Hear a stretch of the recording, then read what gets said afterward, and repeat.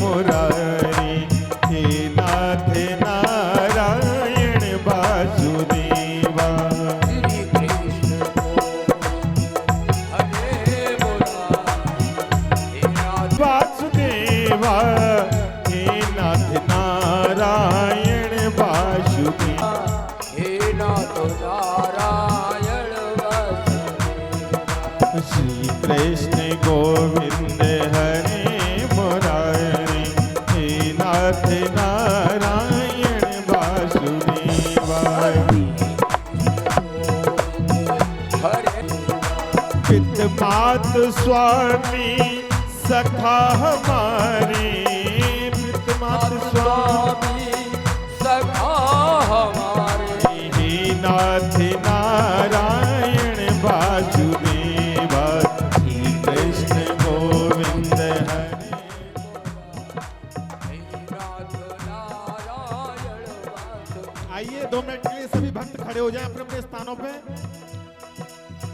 खोले गए भाग्य हमारे, गुरुदेव पधारे। खोले गए भाग हमारे, गुरुदेव पधारे। देव पधारे, गुरुदेव पधारे।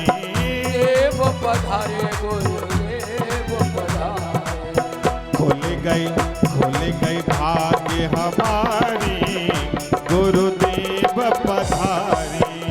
खुल गए भाई गुरु हमारे चंदा सूरज, गुरु हमारे चंदा सूरज। चंदा सूरज, हाँ चंदा सूरज। चंदा सूरज, चंदा सूरज। गुरु हमारे चंदा सूरज। गुरु हमारे चंदा सूरज। हम अखियन के तारे, गुरुदेव पधारे। खुल गए भाग्य हमारे, गुरुदेव पधारे। गुरु हमारे गंगा, गंगा गुरुदेव पधारे।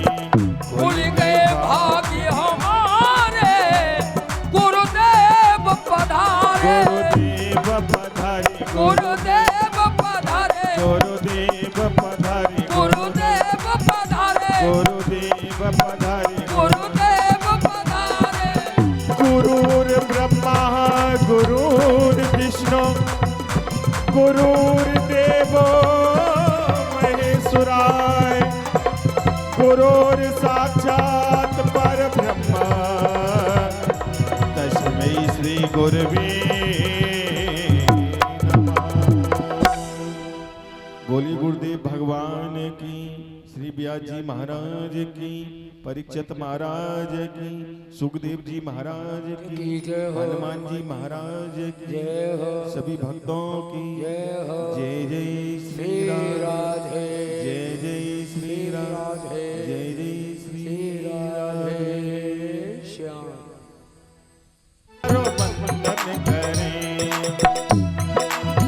बंधन करें, अभिनंदन करें। बंधन करे, अभिनंदन करे। आइए हनुमान जी महाराज अपना स्थान ग्रहण करें। हो आओ आओ जी वीर हनुमान, भगत प्यारो बंधन करें। आओ आओ जी वीर अब तो प्यारो बंधन करे। सिया राम के काज सवारे, सिया राम जी के काज सवारे। अंजनी माँ की आँख के तारे। काज सवारे। हो आओ आओ जी वीर हनुमान, भगत प्यारो बंधन करें। आओ आओ हनुमान, भगत प्यारो बंधन करे। आओ आओ जी वीर हनुमान, भगत प्यारो बंधन करें।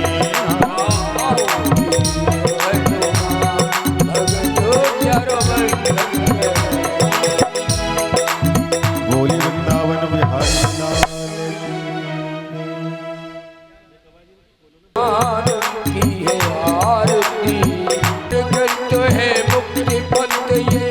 पंचम वेद निराला, नव ज्योति जगाने वाला।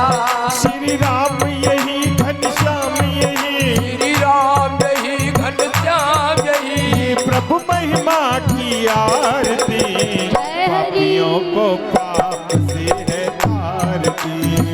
भागवत भगवान की है आरती। पापों को मिटाने वाला, हर दर्श कराने वाला, ये संगति को पावन पुनीत पापों को मिटाने वाला, है दर्श कराने वाला। ये सुकर्णी ये दुख हरणी, ये सुकड़ी ये दुख हरणी, ये जग मंगल की आरती, पापियों को पाप से है तारती।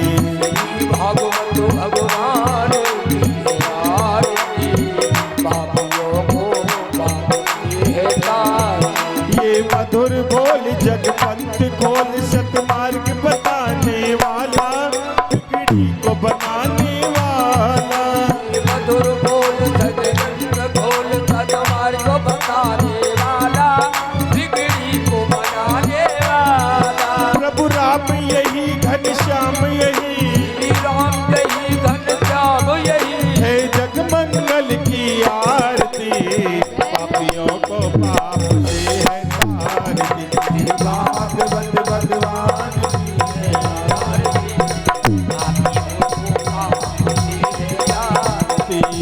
पापियों को पाप से है तारती, पापियों को पाप से है तारती। करारम भुज के त्योहार, सदा बसंत बहिहार विंद, बबम भवानी सहितम नमामि। तुमेव माता जपता तुमेव, तुमेव बंधो जसका तुमेव, तुमेव वेद्या जमणं तुमेव, तुमेव सर्वं मम देव। श्री भागवत भगवान की है आरती, पापियों को पाप से है तारती। पापियों को पाप से है तारती। पापियों को पाप से है तारती। बोली श्रीमद् भागवत महापुराण की जय हो। जय जय श्री राधे, जय जय श्री राधे, जय जय श्री राधे। श्याम नमः पार्वती पतये हर हर महादेव। सभी भक्त अपने यथास्थान पर बैठ जाए शांति। गणेशाय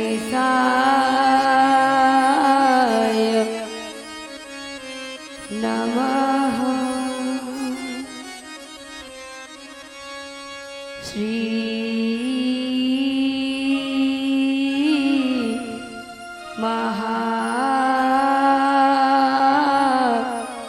सरस्वत्यै नमः। योऽन्तः प्रविश्य मम वाच विमां प्रसूताम् संजीवहि अद्य अखिल शक्तिधरा स्वधाम्ना। अन्याष्टहस्तचरण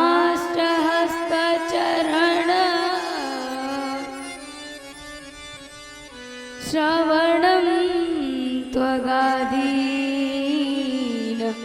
प्राणानमो भगवते पुरुषाय तुभ्यं। देवदनुजनरनागखग प्रेतपितर गन्धर्व वन्दौ किन्नर रजनिचर कृपाकर भुवः जड़ चेतन जग जीव जत सकल राममय जानी। वंदौ सबके पद कमल सदा जोरी जुग पान। अनंत श्री विभूषितः जगत अर्चनीय वंदनीय प्रातः स्मरणीय श्री सद्गुरुदेव जी सूक्ष्म जगत में विराजमान परमात्मा, दृश्य दृश्य रूप में विराजमान परमात्मा स्वरूप संत भगवान, आदरणीय विद्युत जन रसिक जन एवं मेरी माता बहनें, ज्ञात अज्ञात में मेरा प्रिय श्रोता समाज, सभी को हृदय से नमन करती हूँ। आइए 2 मिनट भगवत नाम, उसके बाद कथा की चर्चा। अधरम मधुरम वदनम मधुरम, अधरम मधुरम वदनम मधुरम, नयनम मधुरम हसितम मधुरम।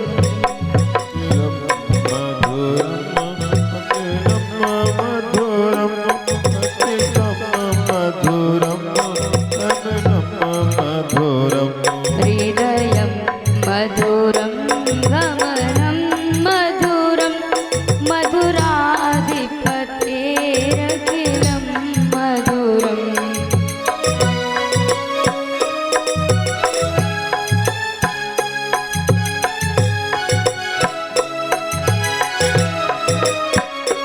वचनं मधुरं चरितं मधुरम्,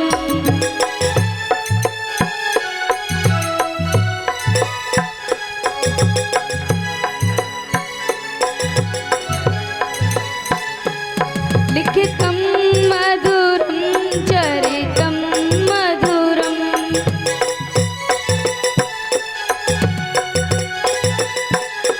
वसनं मधुरं वलितं मधुरम्,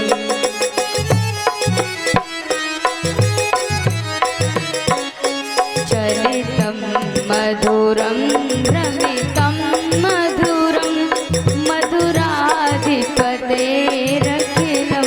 मधुरम्।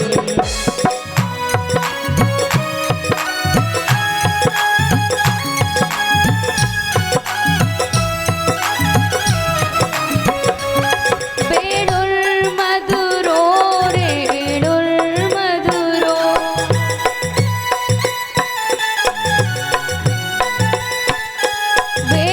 वेणुर्मधुरो रेणुर्मधुरो,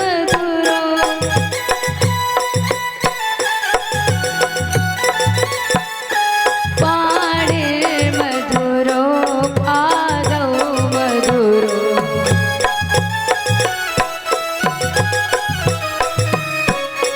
नृत्यं मधुरं सङ्ख्यं मधुरं, मधुराधिपतेरखिलं मधुरम्। अधरं मधुरं वदनं मधुरं, नयनं मधुरं हसितं मधुरम्।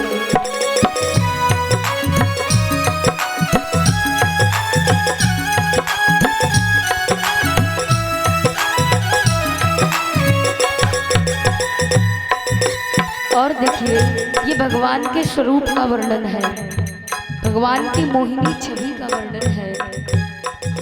गीतम मधुरम पीतम मधुरम,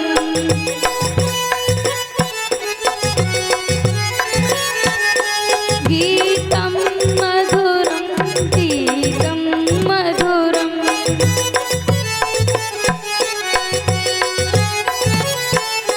भूक्तं मधुरं सूक्तं मधुरम्,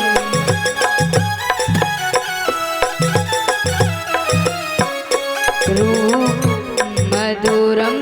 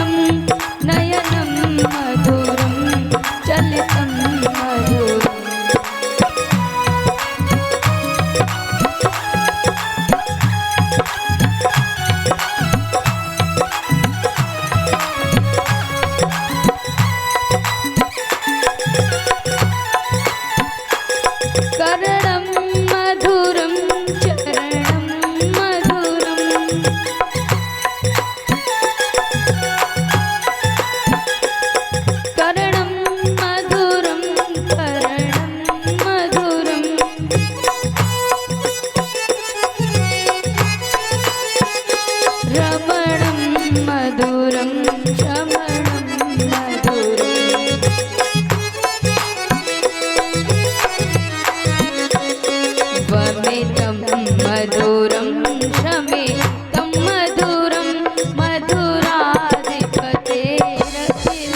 मधुरम् अधरं मधुरं वदनं मधुरं मधुराधिपतेरखिलं मधुरम्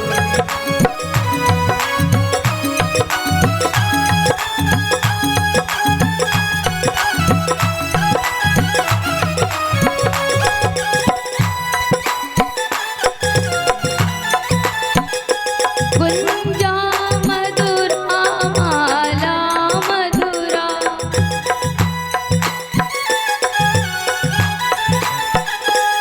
गुंजा मधुरा माला मधुरा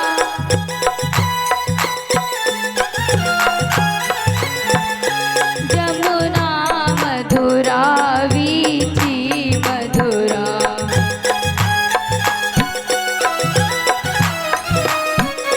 सलिलं मधुरं कमलं मधुरं मधुराधिपतेरखिलं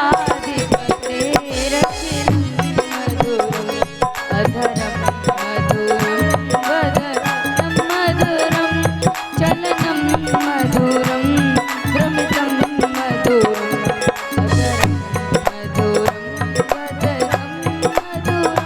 वदनं मधुरं चलितं मधुरं हसितं मधुरम् हसितं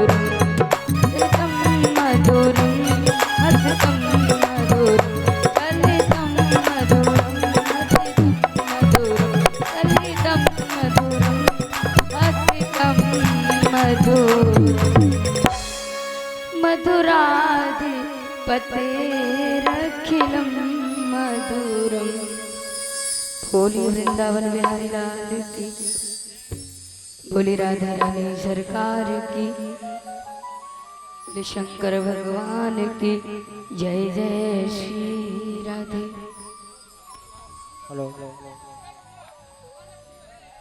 आज इस पावन धरा पर कथा का तृतीय दिवस, तीसरा दिन।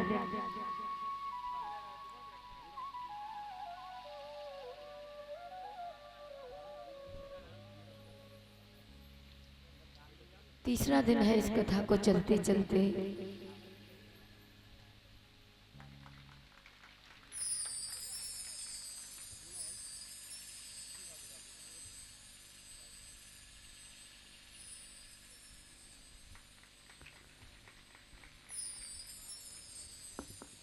आज इस पावन धरा पर कथा को चलते चलते तीसरा दिन है।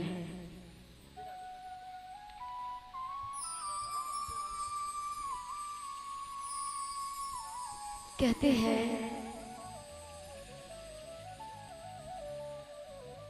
ज्ञान की गंगा में डुबकी लगाना सौभाग्य से मिलता है।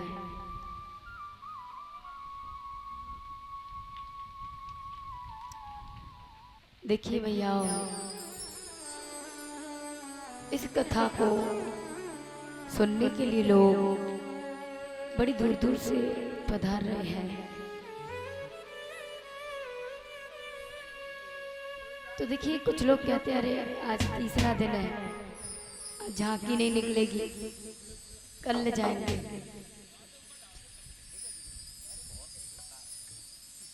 झांकी तो देखिए, मतलब कथा में मजा नहीं लेना चाहिए, आनंद लेना चाहिए। क्या करना चाहिए? आनंद लेना चाहिए। देखिए, आनंद शब्द में और मजा शब्द में बहुत अंतर है।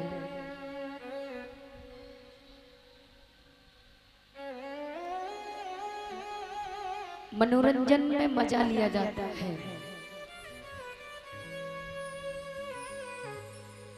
जहाँ टाइम पास होता है, लेकिन यहाँ कोई मनोरंजन तो हो नहीं रहा।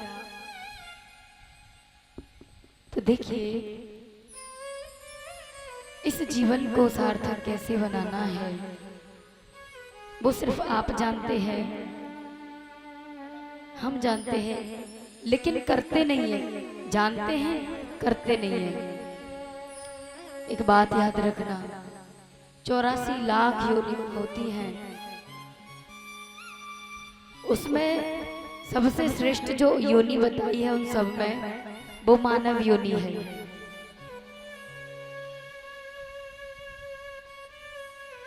बाबा तुलसीदास जी एक बात कहते हैं कि बड़े भाग मानुष तन पावा, सुर नर मुनि सब ग्रंथ ने गावा। ऐसा क्यों कहा कि बड़े भाग मानुष तन पावा? भाई तन तो हाथी का बड़ा होता है, तो ये क्यों नहीं कहा कि बड़े भाग हाथी तन पावा? क्यों नहीं कहा? क्योंकि हाथी के तन में जरूर हाथी बड़ा है, परंतु मनुष्य को बड़ा इसलिए कहा क्योंकि उसके पास बुद्धि और विवेक है। पशुओं के पास क्या बुद्धि है? क्या वो सोच समझ के कार्य करते हैं?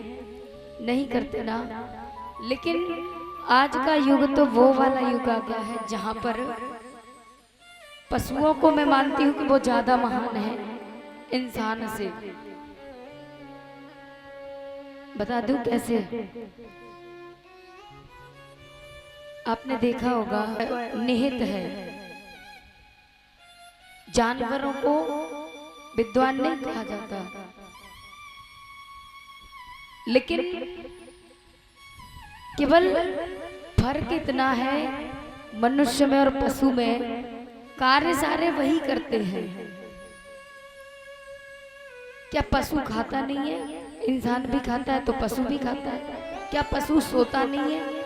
इंसान सोता है तो पशु भी सोता है।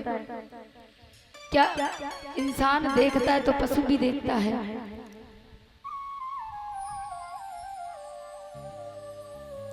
पशुओं के अंदर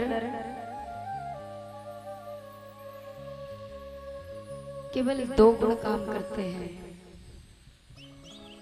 कौन से? रजोगुण और तमोगुण। सतोगुण की महानता मनुष्य के अंदर काम करती है। तो इन तीनों गुणों में लिपायमान मनुष्य है। पशु जो है वो 2 गुणों में है, परंतु कार्य समान करते हैं। धर्म का कार्य पशु नहीं करते, परंतु बहुत सारे कार्य ऐसे हैं जैसे पशु भी करता है और मनुष्य भी करता है उनको। क्या बच्चों को जन्म देने का कार्य पशु नहीं करता? करता है ना। मनुष्य खाता है तो पशु भी खाता है, मल त्याग करता है तो पशु भी मल त्याग करता है।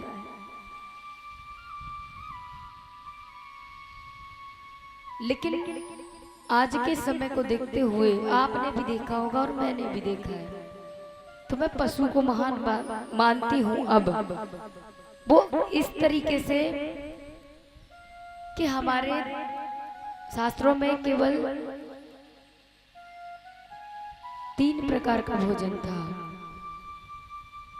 सात्विक, तामसिक और राजसिक।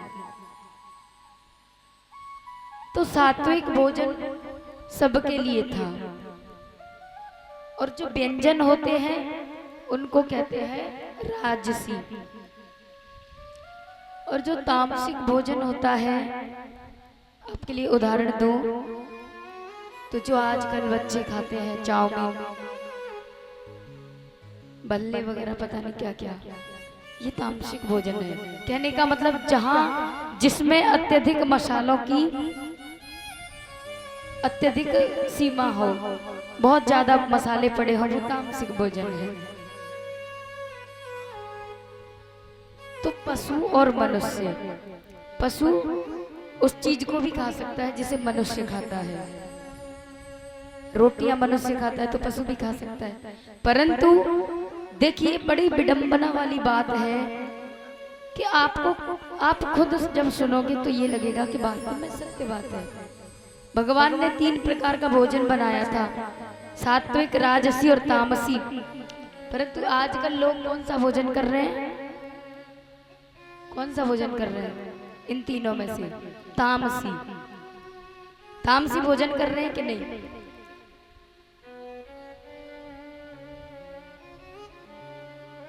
तो देखिए, जो चीज मनुष्य के खाने के लिए बनाई गई थी, उस चीज को छोड़ के मनुष्य क्या खा रहा है? मुर्गा जानती हो? मुर्गा क्या खाता है? कीड़े मकोड़े। मनुष्य उसको भी खा जाता है। सूअर जानती हो? सूअर क्या खाता है वो भी जानती हो। ये मनुष्य उसको भी खा जाता है। बताइए फिर कौन ज्यादा महान है? इतनी गंदी चीज को खाने वाला मनुष्य महान कैसे हो सकता है? पशु को भूखा रख लेना, अपनी भैंस को भूखा रख लेना 8-10 दिन, फिर उसके सामने मांस के पीस काट के डालना, क्या वो खा लेगी? क्यों? क्योंकि वो जानती है वो उसके खाने की चीज नहीं है। प्यासी रख लेना अपनी भैंस को 8-10 दिन, फिर शराब की लड़ावनी भर देना पानी पीने के लिए, किसी बर्तन में शराब भर के रखना, क्या वो पी लेगी? नहीं पिएगी। और मनुष्य के सामने ये चीज रख दी जाए तो खा जाएगा। अब बताओ कि सबसे ज्यादा महान कौन है? पशु हुआ ना।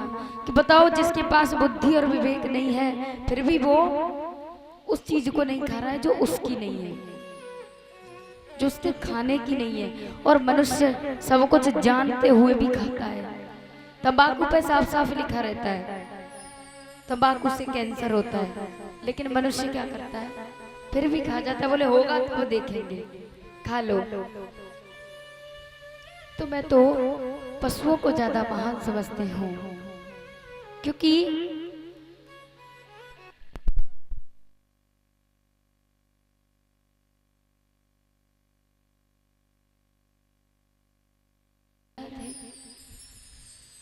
तो बताइए पशु में और मनुष्य में अंतर है कि नहीं? बुद्धि विवेक होने के बाद भी जानबूझ करके उल्टे कार्य करना, और जिसके पास विवेक नाम की चीज नहीं है और वो इतनी समझदारी से काम ले रहा है।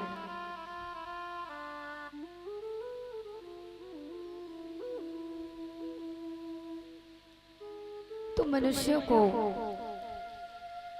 परमात्मा ने इतना कुछ भोजन में बनाया है। अच्छा, कुछ लोग ये कहते हैं प्याज लहसुन नहीं खाना चाहिए, ये सब है ना? क्यों नहीं खाना चाहिए, किसी को पता है?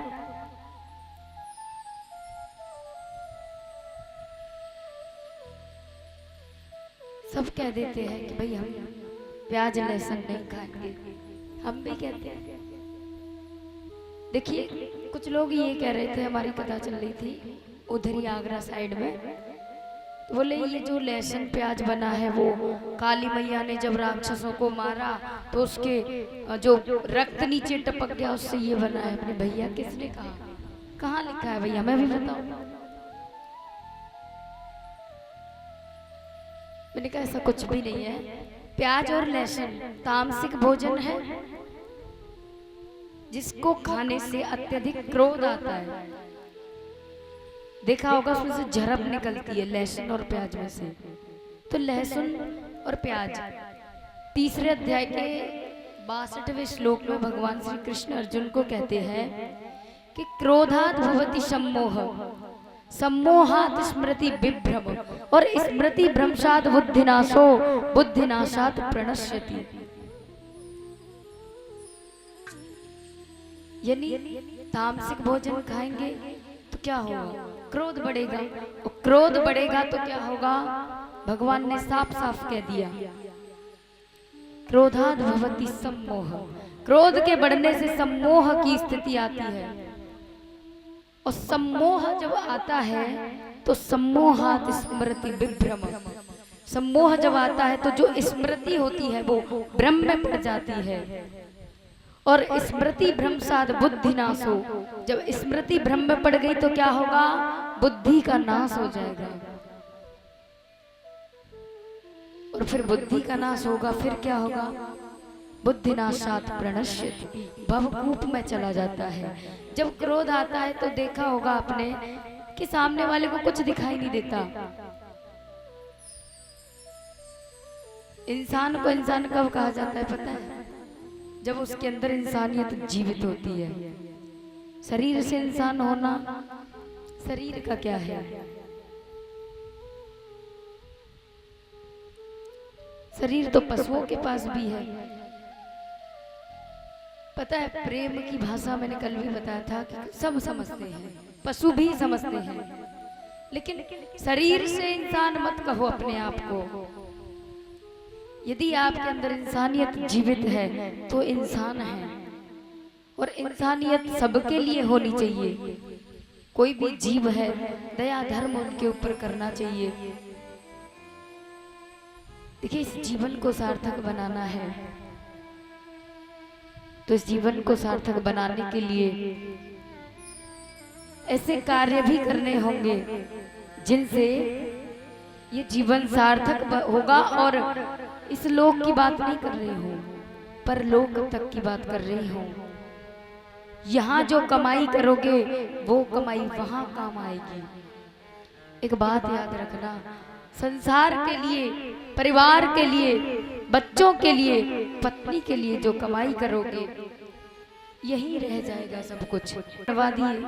बड़े बड़े धुरंधर, अरे सिकंदर का नाम तो सुना होगा ना, सिकंदर जिसने पूरे विश्व पे अपना अधिकार कर लिया था। लेकिन जब वो गया इस दुनिया को छोड़ करके, तो क्या था उसके हाथ में? जितना कुछ प्राप्त किया वो सब यही छोड़ दिया। तो ऐसी कमाई करो जो वहां तक काम आए। देखा होगा बड़े बड़े करोड़पति लोग जब मरते हैं तो किसी को कार में रख के कोई ले जाता है शमशान घाट तक, या फिर किसी ने अपने बंगले में, बोले हमारे पिताजी ने इतने सारे बंगले बनवाए तो एक में हम पिताजी की चिता यानी अग्नि संस्कार कर दें। कभी देखा है किसी को? खेत में भी अगर लोग दाह संस्कार कर देते हैं तो पता है कितनी जगह रहती है? जितनी जगह में अंतिम संस्कार किया उतनी भी नहीं रखते, इतनी सी एक ईंट रख देते हैं बस। रखते हैं कि नहीं? मतलब इस दुनिया में आप जब तक काम धंधा कर रहे हो तब तक ही सबको प्यारे हो, नहीं तो मरने के बाद अब तो इंसान को भी चारपाई पर नहीं सुलाया जाता, उसको भी जमीन पर रख दिया जाता है।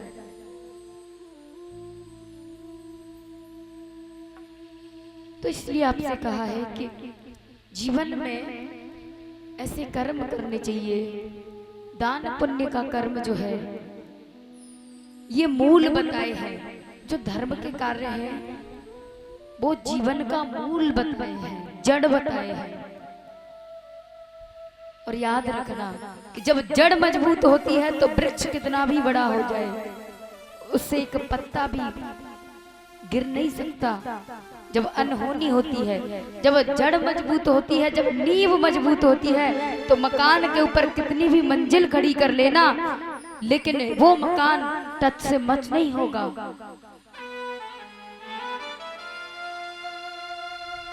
तो इस मानव जीवन की जो नींव है वो धर्म का कार्य है। ऐसे कर्मों को करिए, दान पुण्य करना चाहिए। लेकिन एक बात आपसे कह दूं, दान उसी को दीजिए जो उसको पाने का अधिकारी हो।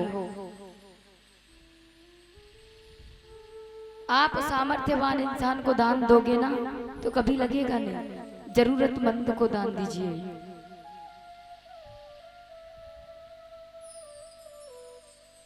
किसी के पास बहुत सारे बंगले, 4 पहिया की गाड़ी में जाते हैं भाई साहब, ज्यादातर मैंने देखा है बड़े बड़े धनी लोग अपने एरिया को छोड़कर दूसरे राज्य में जाते हैं। मैंने आंखों से देखा है, मैं किसकी बात कहूँ, मतलब ब्राह्मण लोग होते हैं कुछ ऐसे, यजमान बना लेते हैं तो वहाँ ये सब दान करवाते, बोले एक मतलब 51,000 रुपए आप दान में लिखिए और ये आपके यहाँ ऐसे होगा वैसे होगा, पूजा कराएंगे। भैया ये सब मैं मानती हूँ ठीक नहीं है। यदि आपको दान देना है तो जो दान पाने वाला है वो धूम्रपान करने वाला नहीं होना चाहिए। क्या आपने दान दिया, उस दान के पैसों से कोई शराब पी रहा है? आपने दान दिया, उस दान से वो तंबाकू खा रहा है। क्या करोगे ऐसा दान दे करके? याद रखना, दान दे करके जो यजमान दान देता है याजक को, तो पता है याजक जो होता है, दान पाने वाला जो होता है, उसके कर्मों का फल यजमान को प्राप्त होता है। क्योंकि यजमान को सोच समझ करके देना चाहिए। लेकिन ये जो अनुष्ठान हो रहे हैं, ऐसी जगह दान देना चाहिए। 10 रुपए है आपके पास तो उसमें से 1 रुपए देना चाहिए, सामर्थ्य के अनुसार देना चाहिए, परंतु देना जरूर चाहिए। कोई आपसे ये नहीं कहता कि आप लिखित में इतने दीजिए या पूरा घर बेच दीजिए या ये सब करिए, बिल्कुल नहीं, सामर्थ्य के अनुसार। अकबर का नाम तो सबने सुना होगा। आयो लेटत भयो, अब चिता में लेटन को दिन आयो।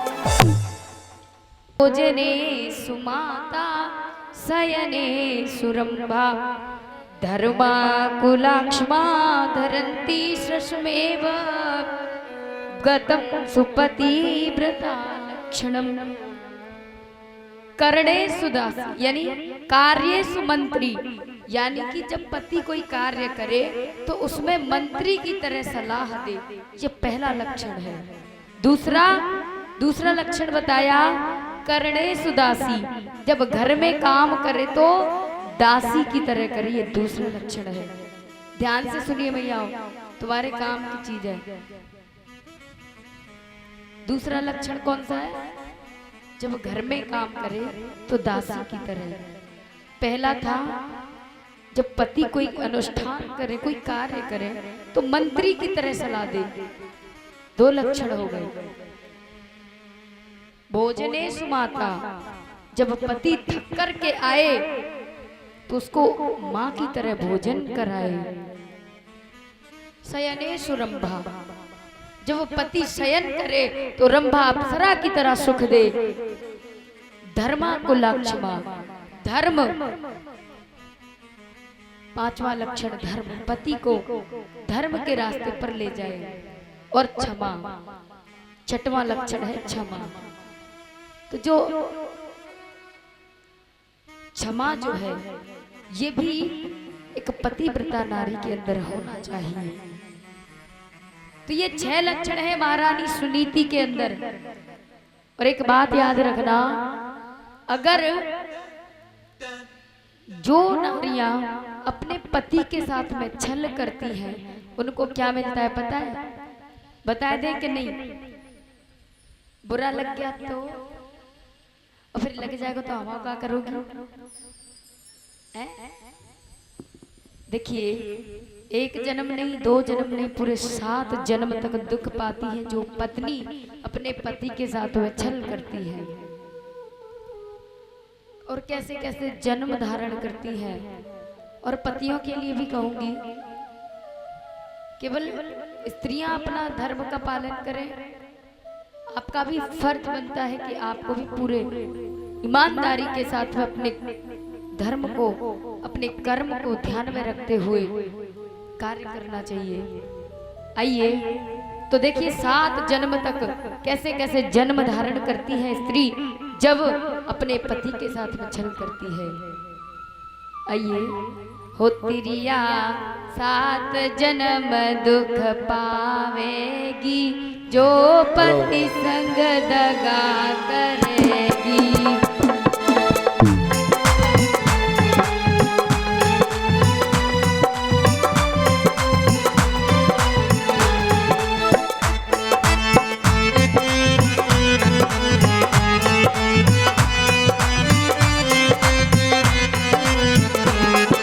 तिरिया 7 जन्म दुख पावेगी, जो पति संग दगा करेगी।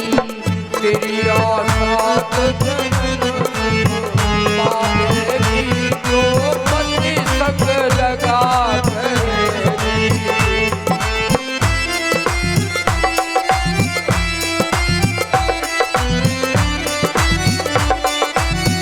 ऐसे नहीं खेल रहे भैया, दोनों हाथ ऊपर करो।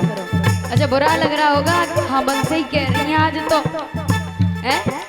चिंता मत करो, उनसे भी कहेंगे। पहले आपकी बारी फिर उनकी बारी है। मीठी मीठी तालियों के साथ।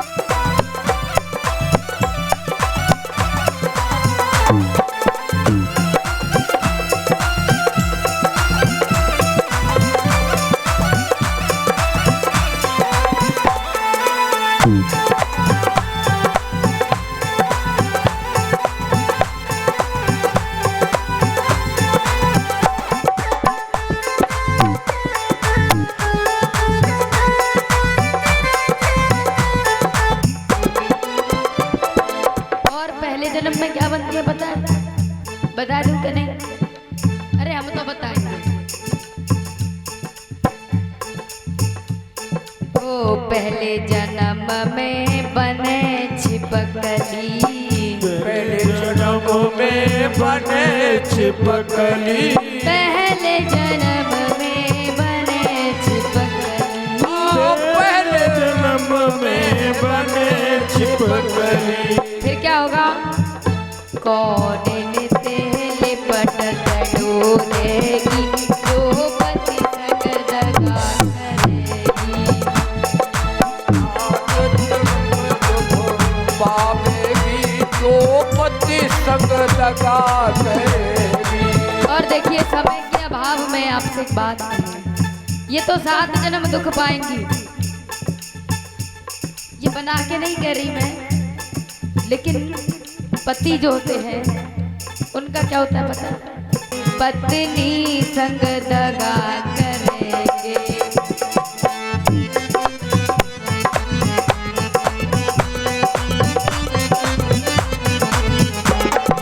तिरिया 7 जन्म दुख पावेगी, पत्नी संग दगा करेंगे।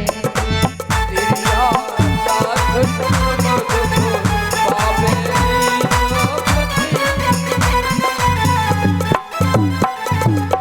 देखिए 7 जन्मों का वर्णन नहीं किया है, ठीक है, लेकिन ऐसे ही है, ऐसे ही कहते जाते हैं।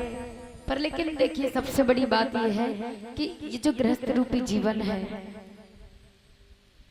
ये आपको दोनों को मिलकर के संभालना होता है। वही बात है ना, कहते हैं ना, एक चना का 12 फोरे है, या फिर बहुत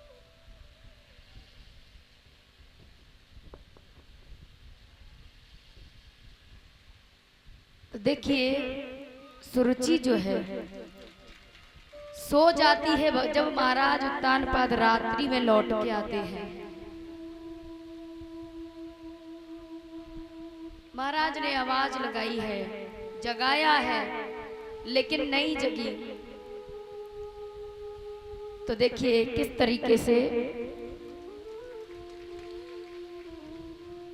रानी सुरुचि जो है सुख की नींद में सो जाती है।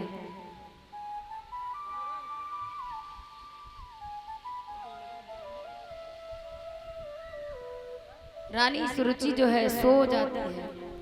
हो सुख नींद सोए गई रानी है, हो सुख नींद सोए गई रानी है, जाने पिया की सुनी न बानी है।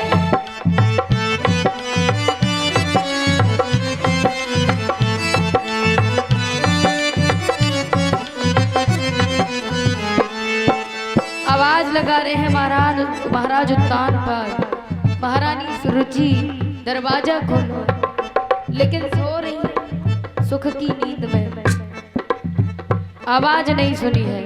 तो महाराज उत्तानपाद को बड़ी रानी सुनीति की याद आई है। तो क्या किया? जाए याद बड़ी की आई है, जाने घोड़ा लयो लौटाई है।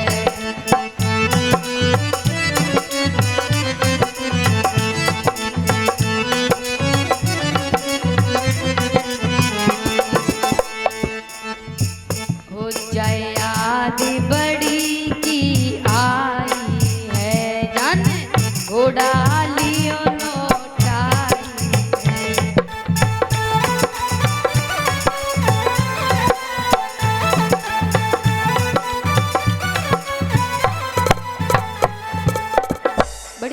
नीचे खड़ छोड़ दिया घोड़े को। महाराज उत्तानपाद रात्रि में बड़ी रानी सुनीति के पास गए। धीरे से आवाज लगाई, कहीं वो नीचे वाली जो रानी है सुरुचि वो सुन ना ले। धीरे से आवाज लगाई, महारानी दरवाजा खोलो। एक ने चिल्लाने पर भी दरवाजा नहीं खोला और दूसरी ने धीरे बोलने से ही खोल दिया। क्यों? क्योंकि वो सुख की नींद में सो रही थी और इनको नींद कहाँ। दरवाजा खोला, पूछा, स्वामी इतनी रात को कहाँ से आए हो? बताया, मैं शिकार के लिए गया था, सैनिकों से बिछड़ गया, जंगल में रास्ता भटक गया था। तब कहा, आइए बैठिए। टूटी सी चारपाई पर बिठा दिया। अब भोजन, भाई जंगल में से आए हैं, भूखे होंगे। बेचारी जौ की रोटी नमक से खाती थी, वही रख दी महाराज के सामने। रोटी को देख करके महाराज की आंखों में से ऐसे आंसू निकले, हिलकियां बंध गई। बोले, महारानी मैंने आपको पहले ही इनकार किया था, लेकिन आप नहीं माने। क्या हालत बना ली है आपने अपनी। अब तो बातें हुई, महारानी सुनीति ने पैर दबाए, बातें करते करते सो जाते हैं। धीरे धीरे समय बीता, महारानी सुनीति गर्भवती हो जाती है। इधर में सुरुचि जो है वो भी गर्भवती हो जाती है। धीरे धीरे समय बीता। ठीक 9 महीने बाद महारानी सुनीति ने रात्रि यानी सुबह ब्रह्म मुहूर्त में एक बच्चे को जन्म दिया है। बोलिए भक्तवत्सल भगवान की जय जय श्री राधेश। एक बच्चे को जन्म दिया। दिन के 2 बजे सुरुचि ने एक बच्चे को जन्म दिया। नामकरण हुआ। सुनीति के बच्चे का नाम है ध्रुव और सुरुचि के बच्चे का नाम है उत्तम। धीरे धीरे दोनों बच्चे बड़े हो रहे हैं। और देखिए, बच्चे तो चाहे लड़े या कुछ भी करें, लेकिन उनको खेलना साथ में ही है। एक दिन ध्रुव जी के साथ में उत्तम खेल रहे थे। उत्तम का हाथ पकड़ा सुरुचि ने और कहा कि दासी के पुत्र के साथ खेलता है, चलो। ले गई पकड़ के।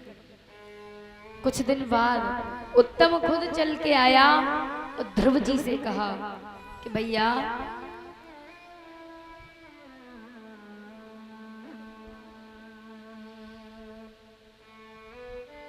तो देखिए, ध्रुव जी से उत्तम ने कहा कि भैया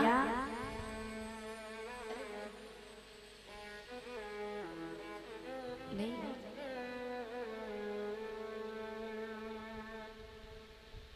तो देखिए उत्तम ध्रुव जी के पास आया और बोला, भैया पिताजी की सभा में चलते हैं। बहुत दिन हो गए पिताजी की सभा में गए नहीं है। जिद की है, वैसे ध्रुव जी ने तो मना कर दिया था, पर बाल स्वभाव है जिद की, तो ठीक है चलो। चले गए। ध्रुव जी को बहुत दिन बाद 4.5 वर्ष की अवस्था है। नामकरण जब हुआ था तब महाराज उत्तानपाद ने उनको देखा था। आज 4.5 वर्ष के हैं। बहुत दिन बाद उत्तम ध्रुव जी को उत्तानपाद ने देखा सभा में।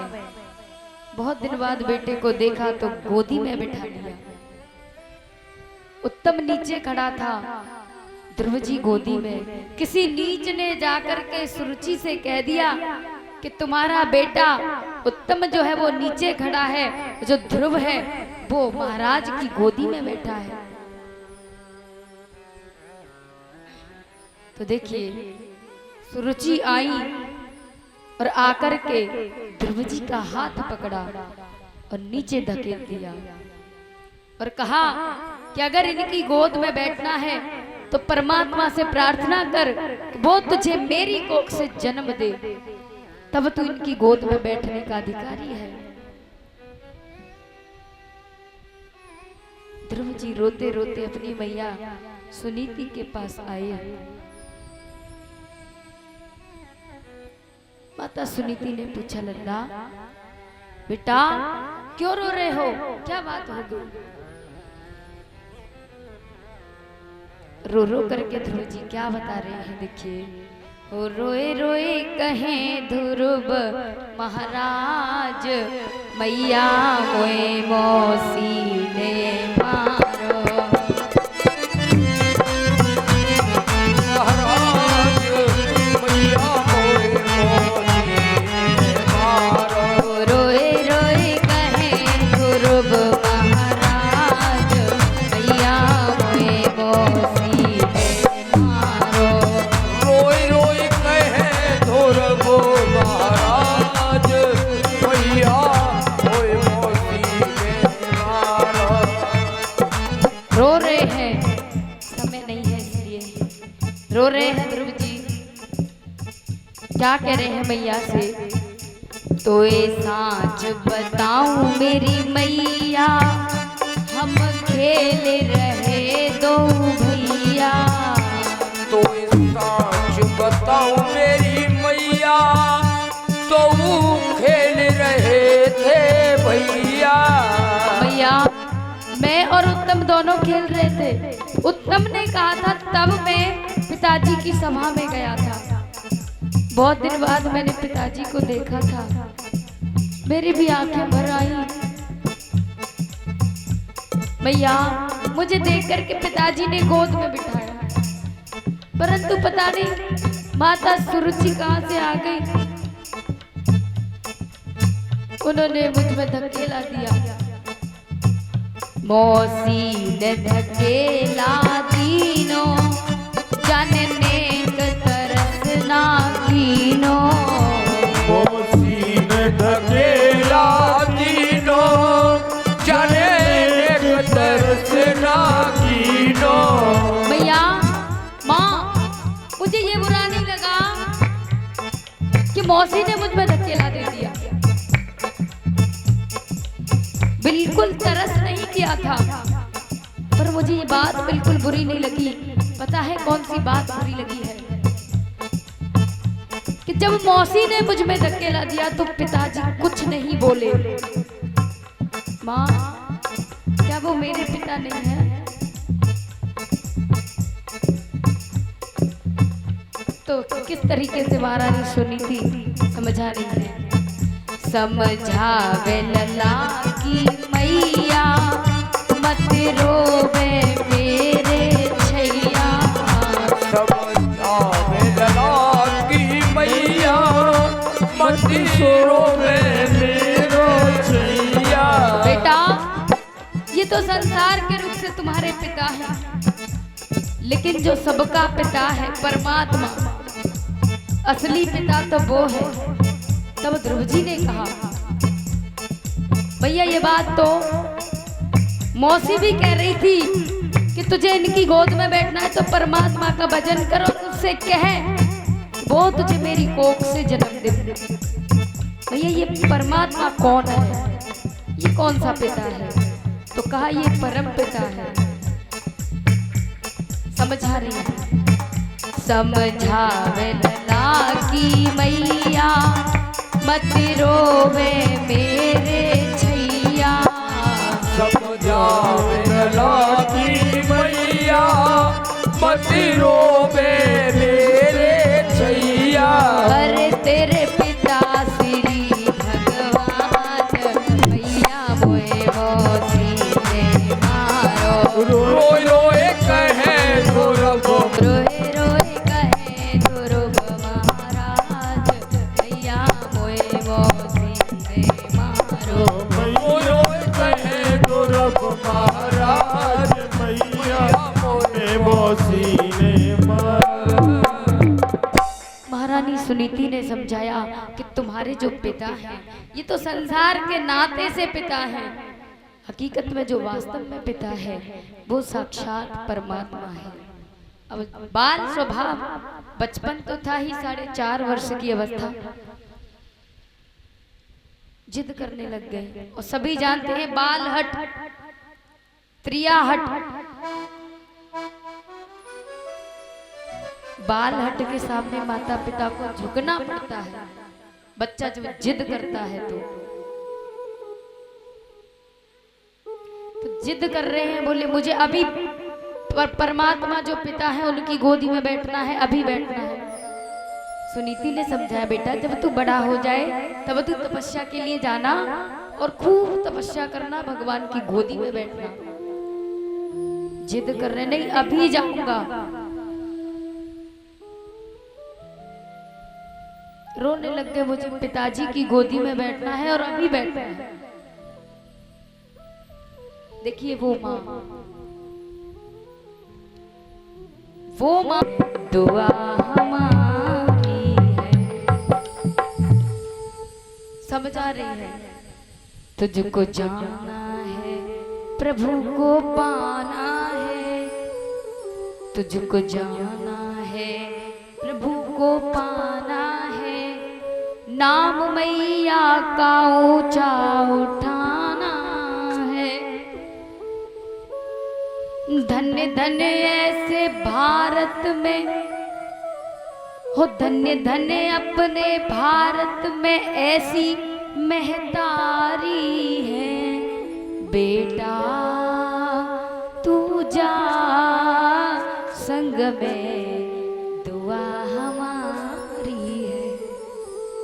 4-4 6-6 बेटे होते हैं, तब भी कोई माँ ये नहीं कहेगी कि चला जा तू साधु हो जा। कोई कहते हुए देखा है क्या किसी को? लेकिन उस माँ ने कह दिया। चल दिए ध्रुव जी जंगल में तपस्या करने के लिए। जंगल में जब पहुंचे तो देवर्षि नारद जी मिले। बोले बेटा कहाँ जा रहे हो इस घने जंगल में? बोले आपको बताओ, मैं तपस्या करने जा रहा हूँ, मैं भगवान की गोद में बैठूंगा। बोले अच्छा, जानते हो तपस्या कैसे होती है? बोले ये तो नहीं जानते, पर बैठ के भगवान को याद करेंगे तो शायद भगवान आ जाए। बोले नहीं, पहले मेरा देश। तो देखिए 2 महीने का आसन लगा, फिर आंखें खुली। जल भी है, फल भी है, सब कुछ है, परंतु कुछ भी ग्रहण नहीं किया। अब अंतिम आसन लगने जा रहा है। ये जो आसन है इसमें देखिए ध्रुव जी ने क्या किया। एक पैर के अंगूठे पर खड़े हो गए, सांस को लंबा सा खींचा। अंतिम आसन है, इतना लंबा खींचा, ऊर्ध्ववायु को ग्रहण कर लिया, सांस को रोक लिया। अंगूठे पे खड़े होकर के हाथ ऊपर करके तपस्या कर रहे हैं।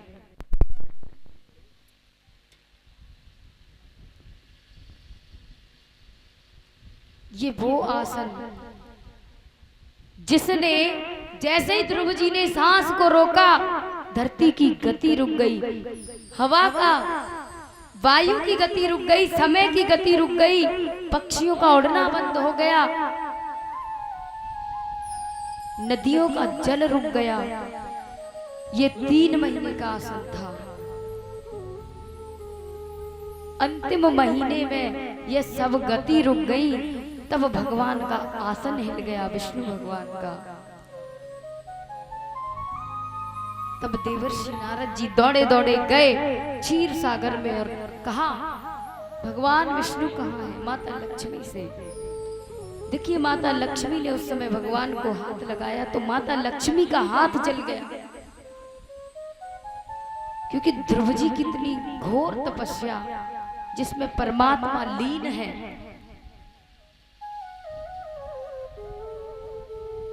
ध्रुव जी की सांस घुट रही है, लेकिन फिर भी 12 मंत्र का उच्चारण हो रहा है। तो देखिए क्या किया, भगवान अंतर ध्यान हुए क्षीर सागर से आए हैं ध्रुव जी के पास में और ध्रुव जी को आवाज लगा रहे हैं, बेटा ध्रुव आंख खोलो। अब आंख तो जब खोले जब ध्रुव जी वहां हो। चित्त में परमात्मा की तस्वीर बसी है, उसको निहार करके ध्रुव जी मंत्र उच्चारण कर रहे हैं, ओम नमो भगवते वासुदेवाय। तब भगवान ने देखा, उस चित्र को चित्त में से खींचा, तब आवाज लगाई, बेटा ध्रुव आंखें खोली, भगवान का दर्शन हुआ। बोलिए आनंद कंद भगवान की जय जय श्री राधे। अब तो दर्शन किया, गोदी में बिठाया भगवान ने ध्रुव जी को, बहुत प्यार कर रहे हैं ध्रुव जी को। ऐरावत हाथी को बुलाया और उस पर बिठा करके ध्रुव जी को भेजा है नगर में। दर्शन करके लौट आए, पूरे नगर में शोर मच गया। ध्रुव जी ने भगवान के दर्शन कर लिए। सबसे पहले ध्रुव जी मौसी के पास गए। क्यों? क्योंकि पहले उन्हीं के द्वारा परमात्मा नाम का शब्द जो था वो सामने आया था। अब तो मौसी ने आरती की, हाथ पकड़ करके ध्रुव जी को ले गई सुनीति के पास में। सुनीति ने कहा, दर्शन कर आए? बोले हाँ माँ, मैंने अपने पिताश्री का दर्शन कर लिया।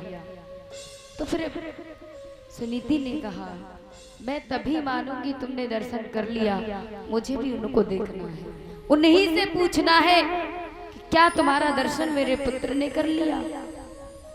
बुलाओ। ध्रुव जी ने भगवान को बुलाया, भगवान फिर से आए, दर्शन दिया और महारानी सुनीति से कहा, देवी वरदान मांगो। देखिए महारानी सुनीति ने वरदान में क्या मांगा। कौन मांग सकता है ऐसा? जैसे आजकल किसी को कह दिया जाए वरदान मांगो तो पता है क्या कहेंगे? पहले तो हमारी बैंक बन जाए, दूसरे नंबर हमारा घर लेंटर में बन जाए, फिर हमारे घर में बहुत सारी 4 पहिया की गाड़ी आ जाए, है ना? ये मांगेंगे। लेकिन महारानी सुनीति ने क्या मांगा पता है? बोले भगवान देना ही चाहते हो तो इतना दीजिए कि आने वाले जन्मों में मुझे यही तो पुत्र मिले और यही सौत मिले। कौन मांगता है सौत को? इस तरीके से ध्रुव जी की कथा केवल 5 वर्ष की अवस्था में भगवान को प्राप्त कर लिया। इसलिए उम्र को देख करके कभी ये निर्धारित नहीं किया जा सकता कि सामने वाले व्यक्ति को ज्ञान कितना होगा या फिर वो कुछ जानता नहीं है। ज्ञानी कोई भी हो सकता है, भक्ति कोई भी कर सकता है। कहीं नहीं लिखा है कि आप जाति के अनुसार भक्ति करें। गीता जी के दूसरे अध्याय में एक श्लोक आता है, उसमें साफ साफ लिख दिया कि किवा विप्र किवा न्यासी शूद्र केने नय जय कृष्ण तत्ववेत्ता सही गुरु है। किवा विप्र किवा न्यासी, क्या पंडित, विप्र, क्या न्यासी, क्या सन्यासी। शूद्र केने नय, शूद्र का जो कृष्ण तत्व को जानता है वही गुरु बनने का अधिकारी है। इसीलिए बिना भेदभाव किए जो भी भक्ति करना चाहते हैं, इस मार्ग पर जाना चाहते हैं, जीवन को सफल बनाना चाहते हैं, कृतार्थ करना चाहते हैं, तो बेझिझक परमात्मा का नाम लीजिए। ऐसे ऐसे भक्त हुए, बताओ केवल 5 वर्ष की अवस्था में बच्चा क्या जानता है? शुद्ध बोल भी नहीं पाता, तुतला के बोलता है। उस अवस्था में ध्रुव जी ने भगवान को पा लिया। यहाँ से आगे 5वें स्कंद में कथा आती है जड़ भरत जी की। इनके पिता का नाम था ऋषभदेव। इनके 100 पुत्र थे, सबसे बड़े थे भरत, नाम था भरत। पिताजी ने काम के लिए कहा तो भरत जी ने सोचा आज कर दूंगा तो रोज रोज मुझसे ही करवाएंगे, इसलिए नहीं किया। पिताजी ने कहा, अरे भरत, अरे तुम तो जड़ हो गए हो, तुमने वो काम नहीं किया, नाम पड़ गया जड़ भरत। इनके भाइयों का व्यवहार अच्छा नहीं रहा। वन में चले गए तपस्या के लिए। वहां पर एक हिरनी का बच्चा आ गया इनके आश्रम पे। तो बच्चे में मोह लग गया, उसके पालन पोषण में लग गए, भूल गए तपस्या करना। लेकिन जैसे जैसे बच्चा बड़ा हुआ हिरनी का, एक दिन हिरणों का झुंड आया, उसके साथ बच्चा चला गया। इधर में जड़ भरत जी रो रहे हैं उस बच्चे के मोह में। देखिए,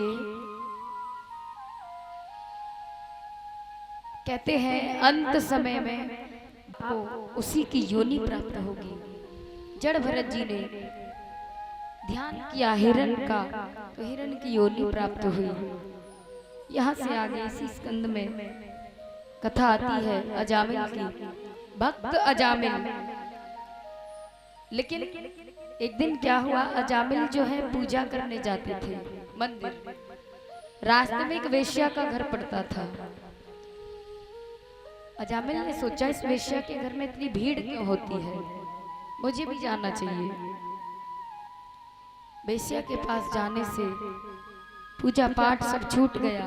पहले भक्त अजामिल के नाम से जाने जाते थे, लेकिन उसी वेश्या से विवाह कर लिया, घर में ले आए।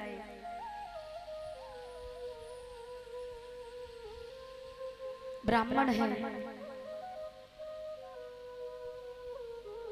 वेश्या को धन से मतलब होता है। माला वाला छीन के फेंक दी वेश्या ने। नाम था गणिका। गणिका ने माला को फेंक दिया और कहा, धन लाई, ऐसे काम नहीं चलेगा माला जपने से। अब ऐसा कार्य किया, वेश्या से विवाह कर लिया, तो गांव वालों ने पूछना बंद कर दिया। भाई विद्वान ब्राह्मण को ही पूछा जाता है, हर किसी को नहीं पूछा जाता। और ऐसा कोई कार्य कर दे तो बिल्कुल ही नहीं पूछा जाएगा। अब तो लोगों ने पूछना बंद कर दिया, तो अजामिल ने चोरी करना प्रारंभ किया। अब तो डकैत अजामिल के नाम से जाने लगे, चोरी करते थे। लोगों ने एक बार अजामिल के घर पे संत पधारे, तो उन्होंने दक्षिणा मांगी।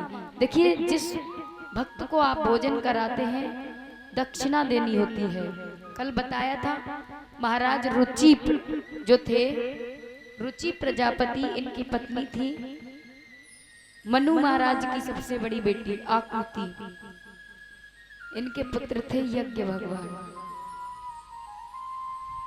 इनकी पत्नी थी स्वाहा देवी और इनकी पुत्री थी दक्षिणा। तो देखिए, दक्षिणा देनी होती है। तो अजामिल के घर संतों ने भोजन किया। वेश्या ने पहले ही कह दिया था गणिका ने कि मेरी माँ ने एक बात सिखाई है, मैं झूठ नहीं बोलूंगी, मैं वेश्या हूँ, मेरे हाथ का भोजन आप नहीं करें तो ठीक है, सूखी सामग्री ले लीजिए, अपने आप बना लो। संतों ने अपने आप भोजन बना लिया। दक्षिणा मांगी संतों ने, बोले धन नहीं चाहिए तुम्हारा, केवल जब आपके घर में पुत्र उत्पन्न हो तो उसका नाम नारायण रख लेना, बस यही हमारी दक्षिणा होगी। धीरे धीरे समय बीता, गणिका के गर्भ से पुत्र ने जन्म लिया, नाम रख लिया नारायण। अब देखिए, नारायण नाम रखा। धीरे धीरे समय बीता। अजामिल बहुत प्रेम करता है अपने पुत्र नारायण से। अंत समय आया, स्वास्थ्य खराब हो गया, पुत्र कहीं खेलने चला गया मित्रों के साथ। अब तो अजामिल का अंतिम समय है, पुत्र को पुकार रहा है नारायण नारायण नारायण। कहते हैं कि जन्म जन्म मुनि जतन कराही, अंत राम कहे आवत नाही। लेकिन पुत्र का नाम नारायण रख लिया तो परमात्मा का नाम लिया। भगवान के पार्षद अजामिल को लेने आए हैं। बोलिए भक्तवत्सल भगवान की जय जय श्री राधेश। देखिए, अंतिम समय में जिस व्यक्ति का, जिस चीज का आह्वान आप करोगे उसी के अकॉर्डिंग आपको योनि प्राप्त होती है। चाहे कितना ही पापी क्यों ना हो, अंतिम समय में यदि भगवान का ध्यान सच्चे मन से करता है तो भगवान की शरण प्राप्त होती है।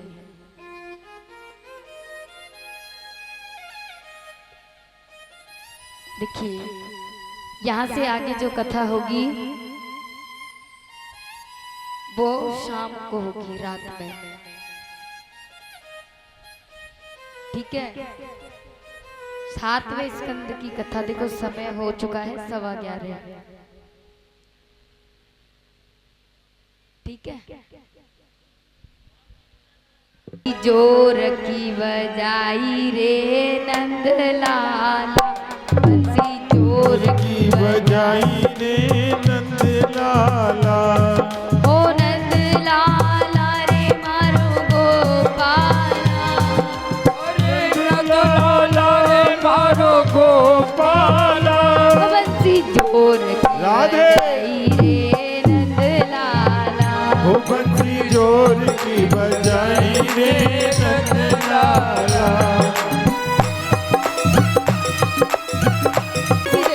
जय हरि।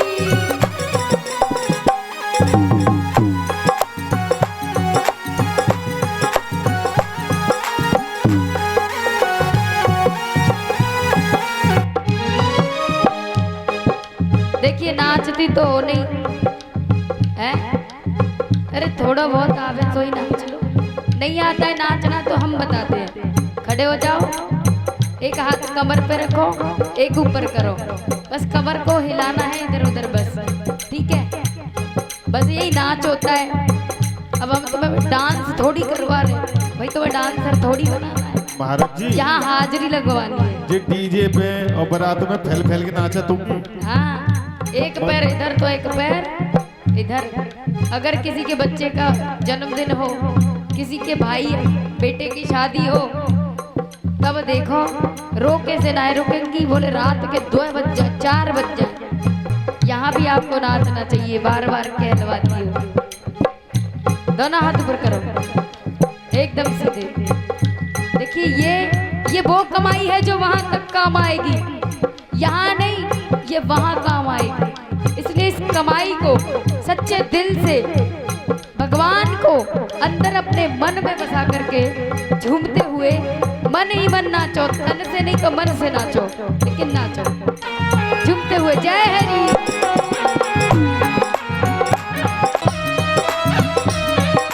हरि बोल।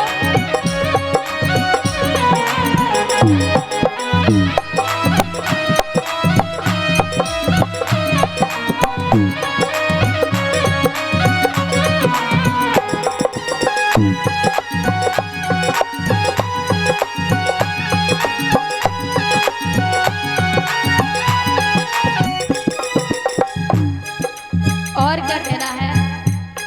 हो बंसी की आवाज मैंने पनघट पे सुनी, बंसी की आवाज मैंने परगट पे सुनी थी। हो बंसी की आवाज मैंने पनघट पे सुनी, और बंसी की आवाज मैंने परगट पे सुनी। हो गड़ लो, हो गड़ लो, जय हो। हो गड़ लो कुआ राधे।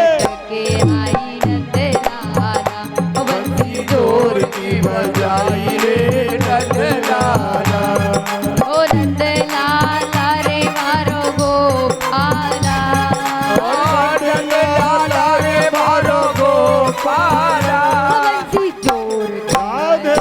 के नंदलाला, बंसी जोर की बजाई रे नंदलाला। हरि बोल।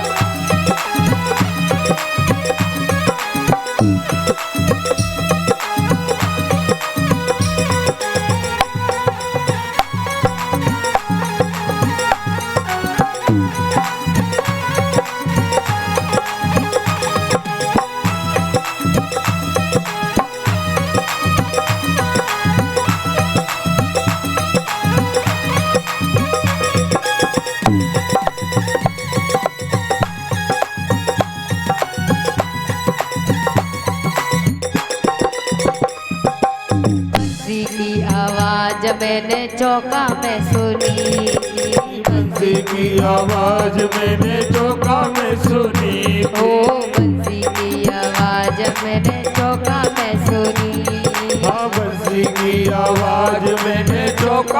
सुनी हो रोटी हो रोटी हो रोटी बेलत छोड़ आई रे नंदलाला। वो बंसी जोर की बजाई रे नंदलाला। हरि बोल। देखो कितना अच्छा लग रहा है।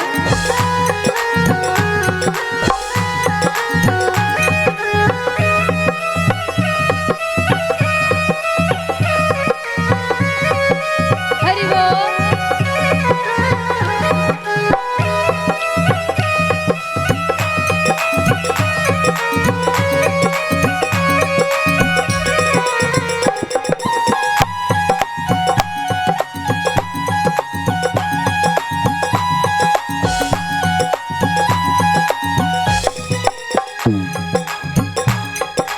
देखिए आपकी पसंद का भजन गाए।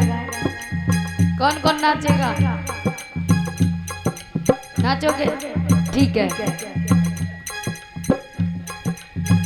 आइए।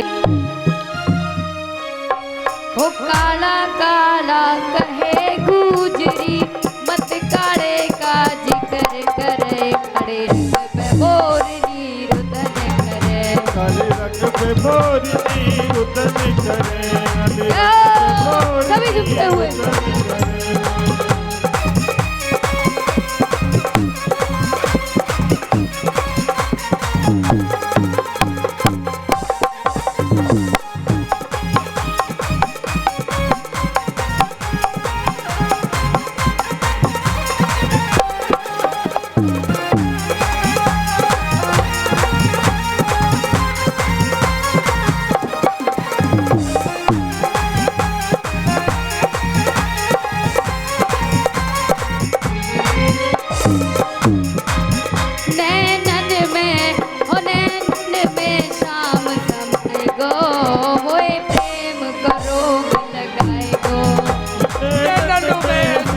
समाए गो कोई प्रेम करो लगाए गो।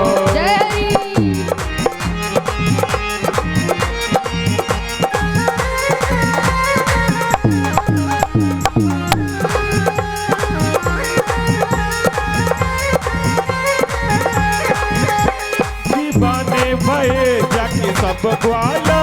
दीवाने भये देखो सब ग्वाला।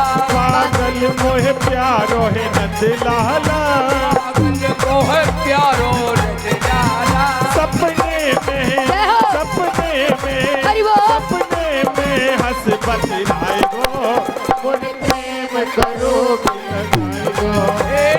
नैनों में श्याम समाए गो मोहे प्रेम करो लगाए गो।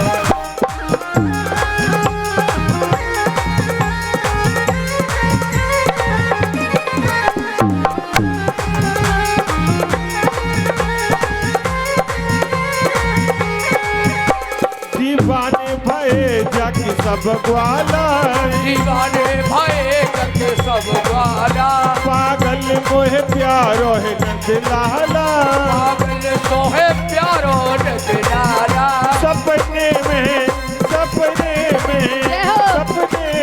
हंस बतलाए गो मोहे प्रेम करो लगाए गो।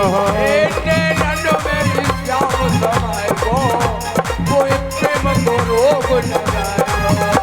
दीवानी बन जाऊंगी मस्तानी बन जाऊंगी।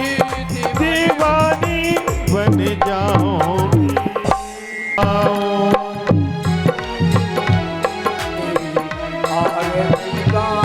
मुझे गिरधर तेरी आरती गाऊं। गिरधर तेरी आरती गाऊं। ओ आरती गाऊं लाला तो पूरी जाऊं। आरती गाऊं लाला तुझको रिझाऊं। आजा रे कन्हैया तेरी आरती गाऊं। नंदू के लाला तेरी आरती गाऊं। अरे मोर मुकुट तेरे शीस पे सोहे। मोर मुकुट तेरे शीश पे सोए। ओ प्यारी बंसी मेरा मन मोहे। प्यारी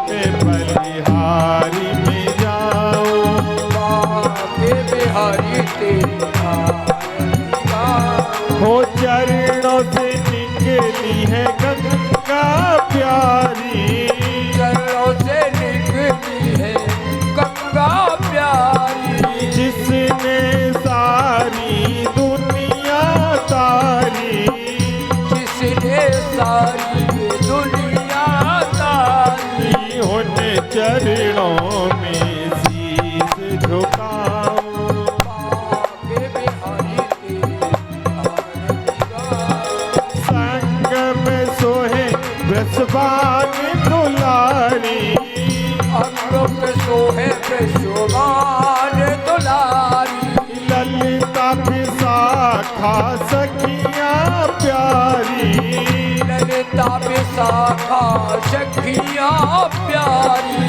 पास सदा वृंदावन पाऊं, कुंज बिहारी तेरी आरती गाऊं। प्यास दास के नाथ आप हो, प्यास दास तेरे नाथ आप हो, सुख दुख जीवन प्यारे साथी आप हो, सुख दुख जीवन प्यारे साथ आप हो।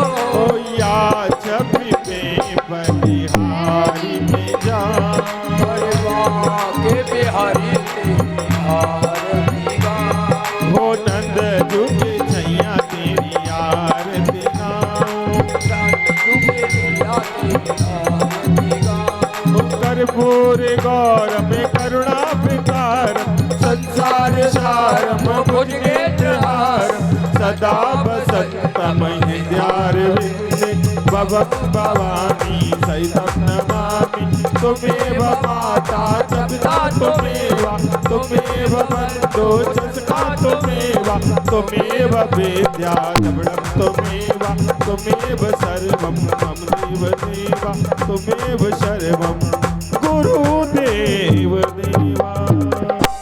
बोलिए श्रीमद् भागवत महावीरानी रानी सरकार की, श्री शंकर भगवान की, हनुमान जी महाराज की, श्री गंगा मैया की, श्री जमुना मैया की, वेद व्यास भगवान की, श्री सुखदेव महाराज की, परीक्षित महाराज की, कलश वाली बहनों की, जय जय श्री राधे। देखिए अभी कथा अधूरी है, इसीलिए पुष्पांजलि